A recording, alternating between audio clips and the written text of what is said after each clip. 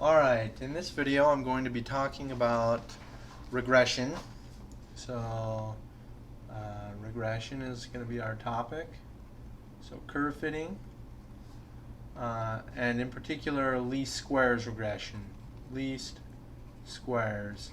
And hopefully by the end of this little video you'll understand why it's called least squares. So this is, wow, I cannot write today. Least squares regression. Alright, so what is regression? The word regression, the process of regression is, one definition I guess could be said like this. It's a statistical process. Statistical process for estimating the relationships. For estimating the relationships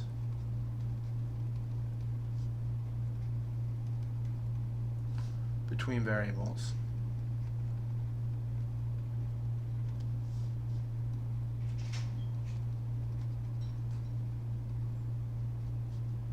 There we go. All right. So there's lots of different kinds of regression, but just to remind you kind of the differences between interpolation and regression. Remember, when we're dealing with curve fitting, we're dealing with some discrete data set, and maybe this data looks something like this.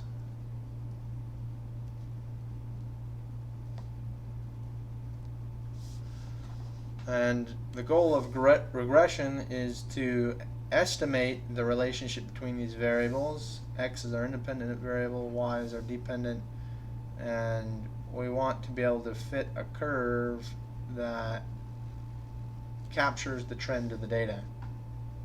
So this is a nonlinear curve.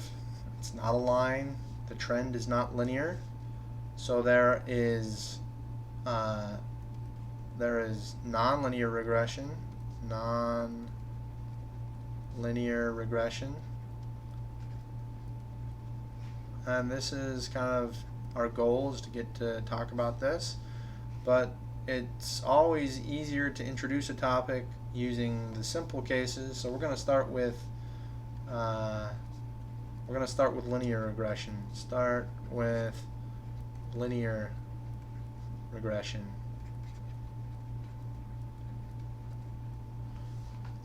Alright, so this will help us kind of get the basic concepts of regression down, and then we'll move on to the more complicated description of the nonlinear regression. So let's draw another set of data, but this time let's make it look linear.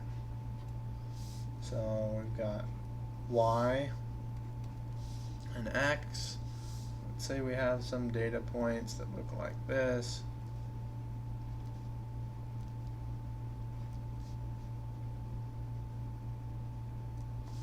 Alright, now our goal, this topic that we're starting here is called linear least squares regression. Okay. Or just linear regression for short. Least squares is a very common type of regression. So if I want to fit some curve to this data, a line, let's see if I can draw a line. Oh, that was pretty good. Alright, so we've got some line here. The question is, well, we could write down an arbitrary equation for this. So we could say the fit, which is this line, is equal to, we could call it, I don't know, w sub x. That is going to be equal to some parameter a naught plus a1 times x, where this is the slope of the line. So slope, so that's what a1 represents, and this a represents the y-intercept. Okay. So the question is, what values of a naught and a1 give the best fit?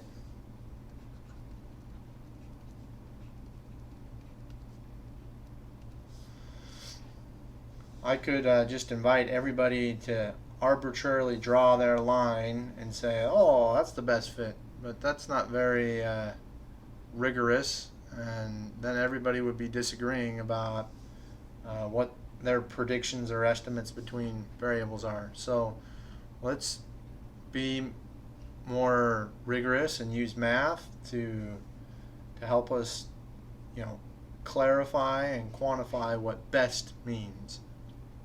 So first thing we can use math to do is we can describe the error between our data and the prediction of our fit.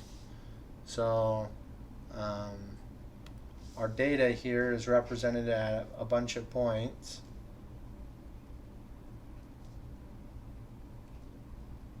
And I'm not going to draw them all, but maybe this is x1, x2, x3, and x4, x5, x6, and so on. So we can plug these x values into our model, wx, and get out some predictions. And those predictions are going to be these values, right? So a value here, a value here, here, here, here, here, and here. All right? Now we can define the error.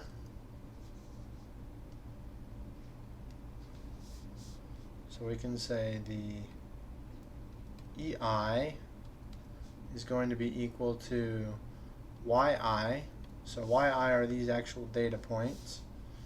YI minus our fit, which right now I'm just going to write it down as A naught plus A1 times XI. Right?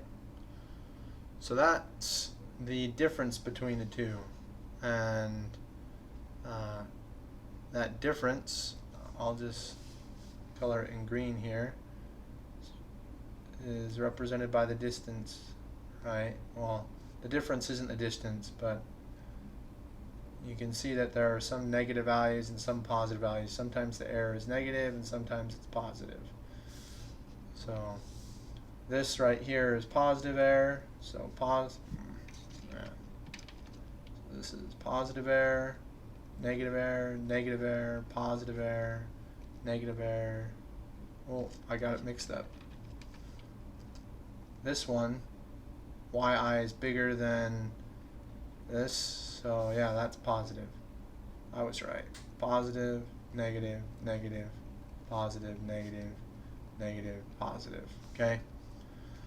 So I can come up with an error. E1, E2, E3, E4, an error for each data point, right?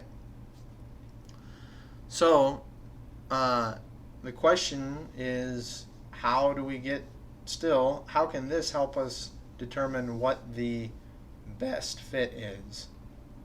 Okay, so best, we still haven't really quantified it yet, but one answer to this question of what will give us the best fit is if we sum up all these errors and then we try and minimize that error. So one answer answer 1 might be sum up EI. So that means sum of EI from I equals 1 to n. And take this quantity and minimize it.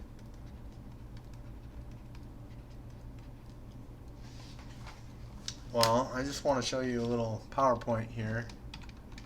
So the name of that is called minimize the sum of the residuals. So residual is another word for error. So that's exactly what this equation shows. And what we want to know is, will this give us a best fit? So there's actually a problem with this when we do that, and that comes into the fact that where some of the errors are positive and some of them are negative.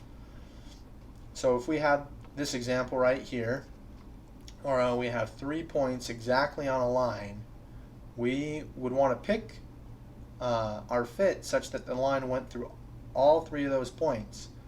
In that case, the error would be 0.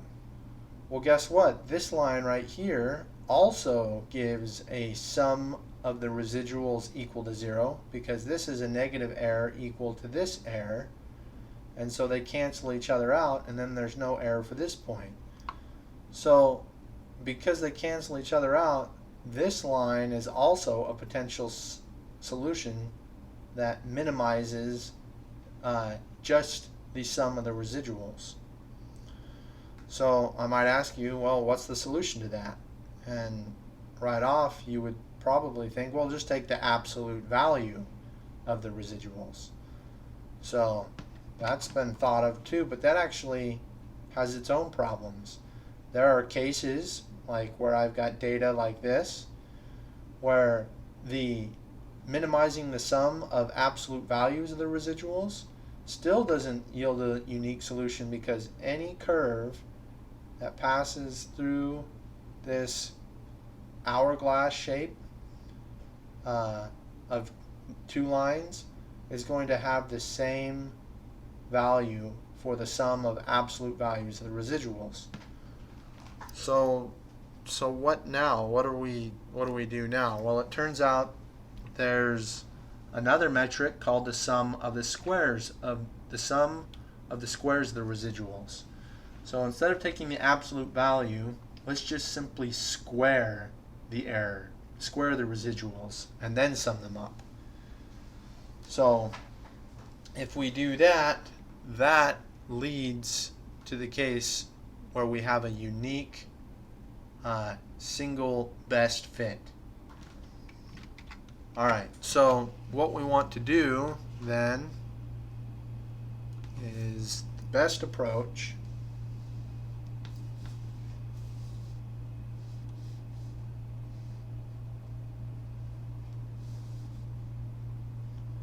we'll say the best approach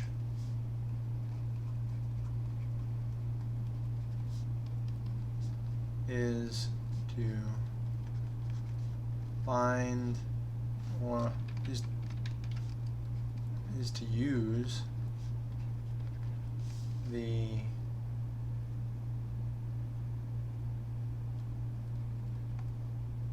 sum of the squares of the residuals. Man, that's a mouthful. Maybe we could just say sum of the squared error. That's another common way to say it. Sum squared error. Now we denote this typically, well, we're going to denote it with the symbol SR, sum of the residuals, of the square of the residuals, and it's going to be equal to our sum from I equals 1, our first data point, to our nth data point, where we have n data points, of EI squared. So sum squared error, which for linear regression, this is equal to I equals 1 to n of yi minus a naught plus a1 xi quantity squared. So we still haven't answered the question, how do we find the best a naught and a1? Well, we need to minimize this. So minimize SR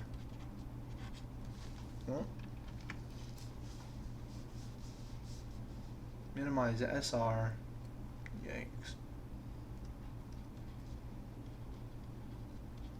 to get best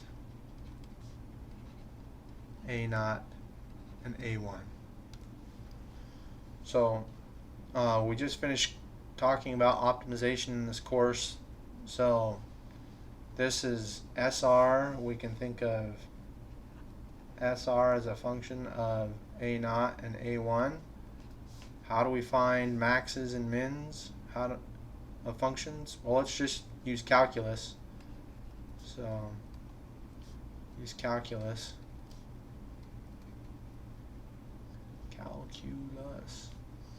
So we take the derivative.